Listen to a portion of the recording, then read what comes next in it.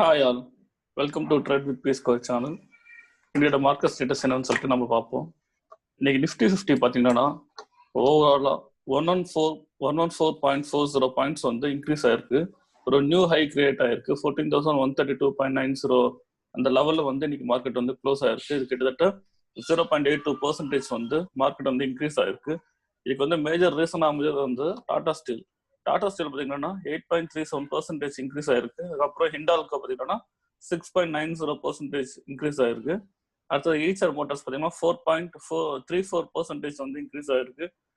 ONGC 4.08% increase ஆயிருக்கு. TCS பார்த்தீங்கன்னா 3.91% increase ஆயிருக்கு. இதெல்லாம் வந்து மேஜரா வந்து சப்போர்ட் பண்ணிருக்கு. இப்போ நிஃப்டி 50 வந்து நல்லா வந்து பாயிண்ட்ஸ் வந்து இன்க்ரீஸ் ஆகுறதுக்கான ஒரு மேஜர் ரீசனா அமைஞ்சிருக்கு. ஸோ இதோட சார்ட்டோட டெக்னிக்கல் ரீசன்ஸ் என்னன்னு சொல்லி நம்ம பார்ப்போம்.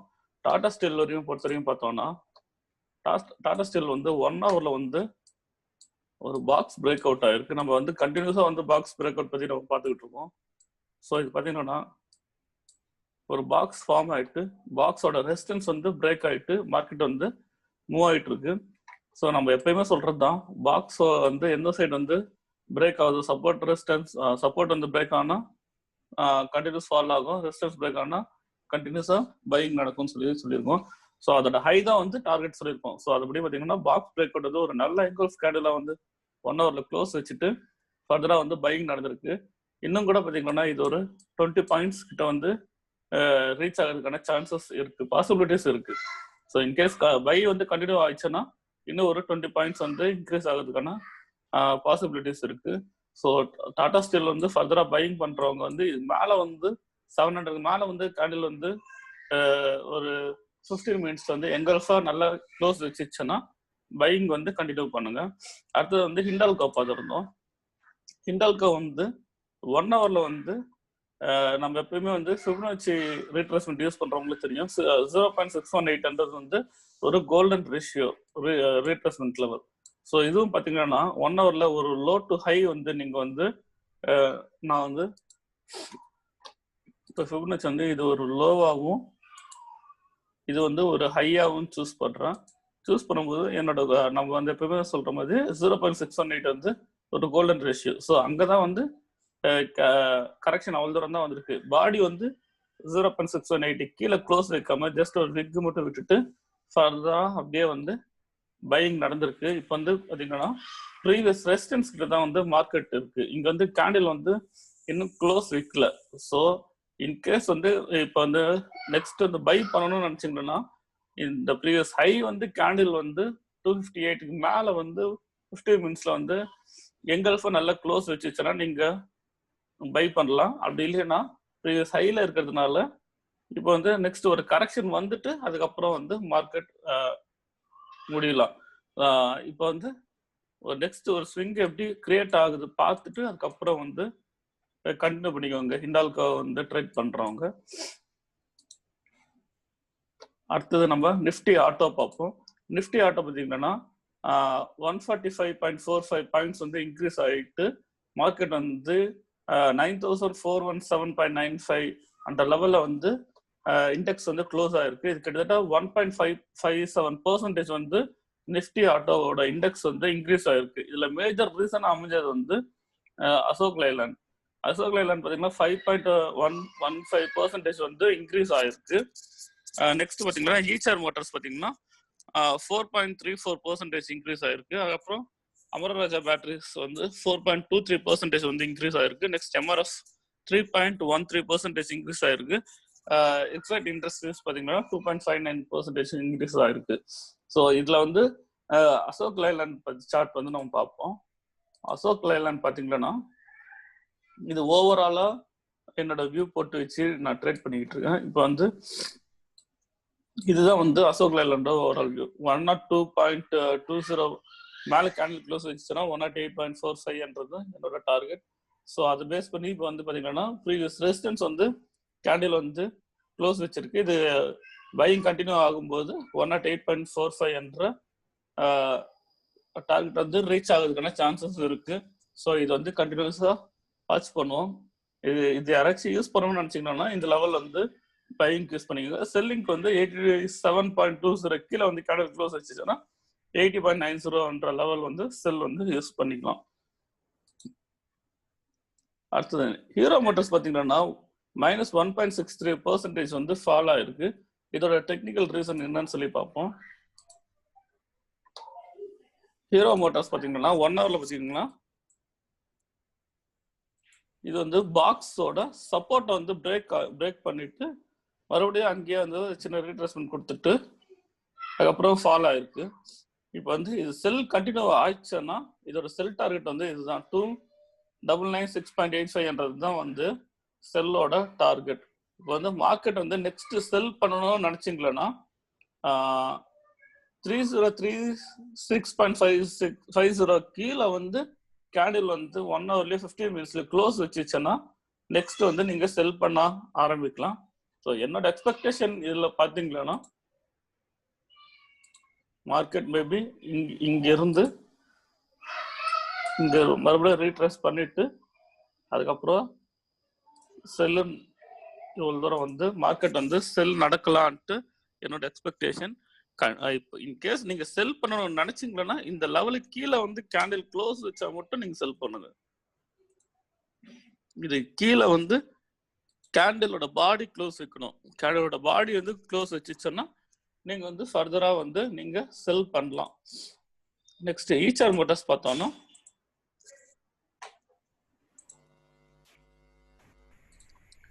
ஈச்ஆர் மோட்டார்ஸ் வந்து ஆல்ரெடி வந்து பாக்ஸ் பிரேக் அவுட் கொடுத்துட்டு அதோட டார்கெட் கிட்டத்தட்ட ரீச் ஆயிட்டு மறுபடியும் அந்த பாக்ஸோட ஹை வந்து ரீட்ரேஸ் பண்ணிட்டு அதுக்கப்புறம் கண்டினியூவா பை நடந்திருக்கு. இன்கேஸ் லாங் டைம் ட்ரேட் பண்றவங்களுக்கு வந்து இந்த ஹை வந்து க்ளோஸ் வச்சுச்சுன்னா ப்ரீவியஸ் ஹை க்ளோஸ் வச்சுச்சுன்னா பை போங்க.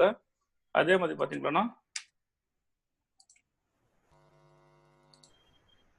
இந்த லோ கட் பண்ணிச்சுன்னா அதுக்கப்புறம் வந்து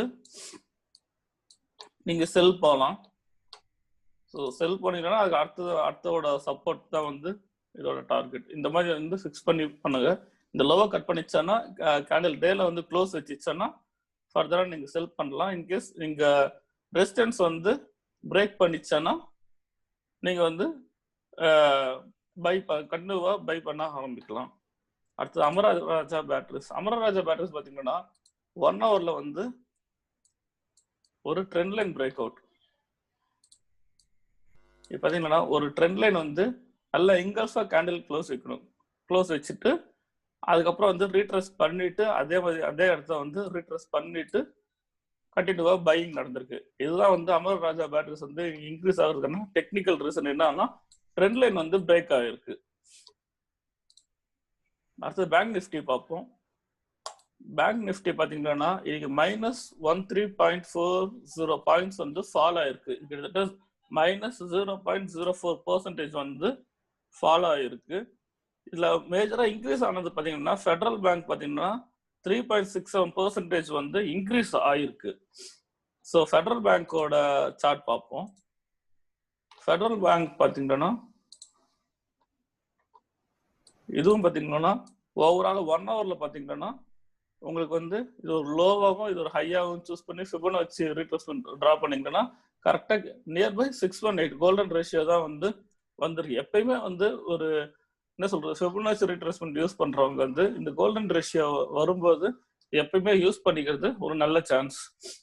இந்த லெவலுக்கு கீழே வந்து கேண்டில் க்ளோஸ் வைக்காம ஒரு நல்ல ஒரு ரிவர்சல் கேண்டில் கொடுத்துட்டு அதுக்கு அடுத்தது வந்து நெக்ஸ்ட் ஒரு கன்ஃபர்மேஷன் கேண்டில் வரும்போது நம்ம வந்து பை பண்றதுக்கு பாசிபிலிட்டிஸ் அதிகமா இருக்கிறதுனால நம்ம வந்து இங்கே வந்து பை பண்ண ஆரம்பிக்கலாம். ஸோ இது வந்து கண்டினியூஸா வந்து பை எவ்வளவு தூரம் நடக்கும்னு சொல்லிட்டு நம்ம பார்ப்போம். இப்போ எக்ஸ்டென்ஷன் போட்டோம்னா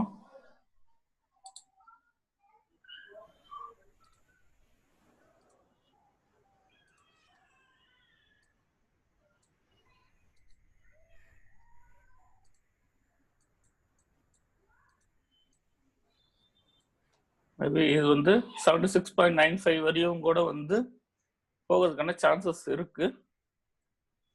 ஃபர்தரா வாட்ச் பண்ணுவோம். இது வந்து நம்ம டேல அனலைஸ் பண்றதுனால இது ஒரே நாள்ல எல்லாம் அவ்வளவு தூரம் போகுமான்ட்டு நம்ம எக்ஸ்பெக்ட் பண்ணக்கூடாது. டேன்றதுனால இது வந்து நம்ம இதுக்கு ஏற்ற டைம் பீரியட் வந்து நம்ம வெயிட் பண்ண வேண்டியதா இருக்கும். லாங் டைம் பண்றவங்களுக்குனா இது யூஸ் ஆகும். கண்டினியூஸா பை நடக்கும்போது 76.95 ஒரு டார்கெட்டா ஃபிக்ஸ் பண்ணி எக்ஸ்டென்ஷன் ஃபிபொனாச்சி எக்ஸ்டென்ஷன் படி நம்ம வந்து இந்த டார்கெட் வந்து நம்ம யூஸ் பண்ணிக்கலாம். Next Nifty IT. Nifty IT பார்த்தீங்கன்னா நீங்க ஒரு நல்ல இன்க்ரீஸ் ஆயிருக்கு. இது பார்த்தீங்கன்னா 653.95 பாயிண்ட்ஸ் வந்து இன்க்ரீஸ் ஆயிட்டு மார்க்கெட் வந்து 25,110.05 என்ற லெவல்ல வந்து இண்டெக்ஸ் க்ளோஸ் ஆயிருக்கு. இது கிட்டத்தட்ட 2.67% வந்து 2.67% வந்து நிஃப்டி ஐடி செக்டார் வந்து இன்க்ரீஸ் ஆயிருக்கு. இதுக்கு மேஜரா வந்து எல்என்டி இன்ஃபோடெக் வந்து 5.13% வந்து இன்க்ரீஸ் ஆயிருக்கு. அதோட டெக்னிக்கல் ரீசன் பார்ப்போம். இது பாத்தீங்கன்னா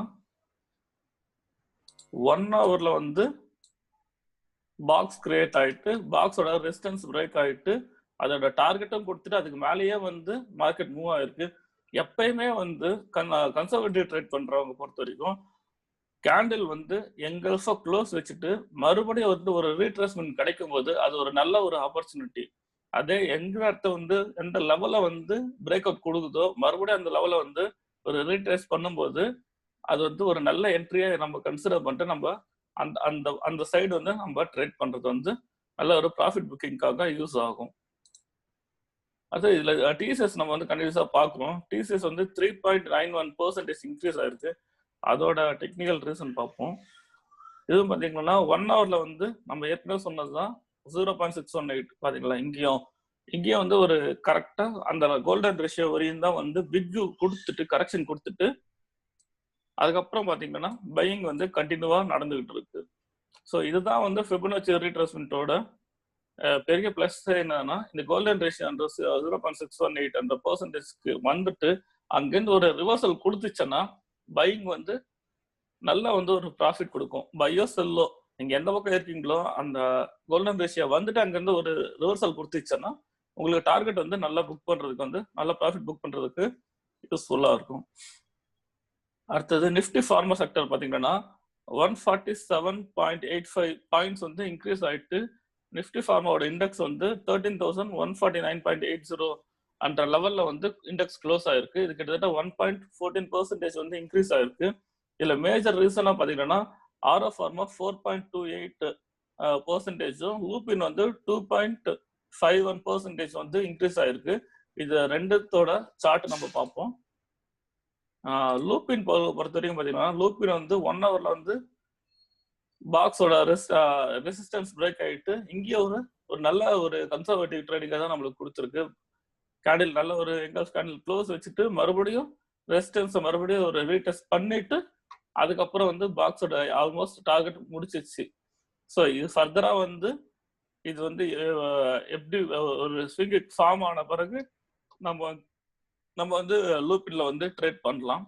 ஆரோ ஃபார்மாவை பொறுத்த வரைக்கும் பாத்தீங்கன்னா இது டேலவோ நம்ம லாங் டைம் அனலைஸ் பண்ணா இப்போ வந்து இது ஒரு பாக்ஸ் ஃபார்ம் ஆயிருக்கு. இது இன்னும் வந்து எந்த பக்கமும் பிரேக் அவுட் நம்மளுக்கு நடக்கல.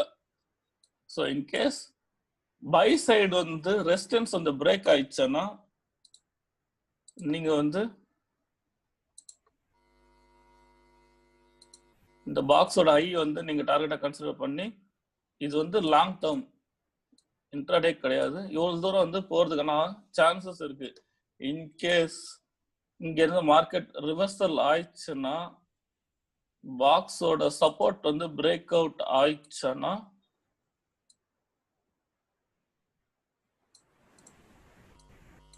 இவ்வளவு தூரம் வந்து வர்றதுக்கான சான்சஸ் இருக்கு. 506 வர்றதுக்கான சான்சஸ் இருக்கு. ஸோ இதை வந்து ட்ரேட் பண்றவங்க வந்து வெயிட் பண்ணி பிரேக் அவுட்காக வெயிட் பண்ணுங்க. இப்போ வந்து கரெக்டா ரெசிஸ்டன்ஸ்ல இருக்கு. இப்போ டேல அனலைஸ் பண்ணிருக்கிறதுனால நம்ம 1 ஹவர்லயாச்சும் கேண்டிலோட ரெசிஸ்டன்ஸ் வந்து நல்ல ஒரு கேண்டில் வந்து ரெசிஸ்டன்ஸையோ ஒரு நல்ல ஒரு பிரேக் அவுட் இந்த மாதிரி கொடுத்துட்டு மறுபடியும் ரீடெஸ்ட் பண்ணிச்சுன்னா பை போங்க. அப்படி இல்லைன்னா சப்போர்ட் பிரேக் பண்ணிச்சுன்னா ஒரு எங்கல்ஃப் கேண்டில சப்போர்ட் பிரேக் ஆயிட்டு மறுபடியும் ஒரு ரீடெஸ்ட் நடந்துச்சுன்னா செல் கண்டினியூ பண்ணுங்க. இதுதான் வந்து ஆரோ ஃபார்மாவோட லாங் டேர்ம் வியூ. இந்த சார்ட் யூஸ் பண்றவங்க யூஸ் பண்ணலாம். அடுத்து பேங்க் நிஃப்டியோட இன்ட்ராடே லெவல் பார்ப்போம். பேங்க் நிஃப்டியோட இன்ட்ராடே லெவல் பாத்தீங்கன்னா நாளைக்கு இன்ட்ராடே பண்ணணும்னு நினைச்சீங்களா 3151.0.15க்கு மேல கேண்டில் வந்து 15 மினிட்ஸ்ல க்ளோஸ் வச்சுச்சுன்னா உங்களோட டார்கெட் வந்து பை டார்கெட் வந்து 31765 வந்து நீங்க வந்து பை டார்கெட்டா ஃபிக்ஸ் பண்ணலாம். அப்படி இல்ல 30893.90 கீழே வந்து கேண்டில் க்ளோஸ் வச்சுச்சுன்னா 30670 வந்து செல் டார்கெட்டா வந்து நீங்க ஃபிக்ஸ் பண்ணிட்டு நீங்க ட்ரேட் பண்ணலாம். இதுதான் வந்து நாளைக்கு நம்மளோட வந்து பேங்க் நிஃப்டியோட இன்ட்ராடேவோட லெவல்ஸ். ஹோப் இந்த வீடியோ வந்து உங்களுக்கு யூஸ்ஃபுல்லா இருக்கும்னு நம்புறோம். இந்த வீடியோ உங்களுக்கு யூஸ்ஃபுல்லா இருந்துச்சுன்னா லைக் பண்ணுங்க, உங்க ஃப்ரெண்ட்ஸுக்கு ஷேர் பண்ணுங்க. Thank you so much.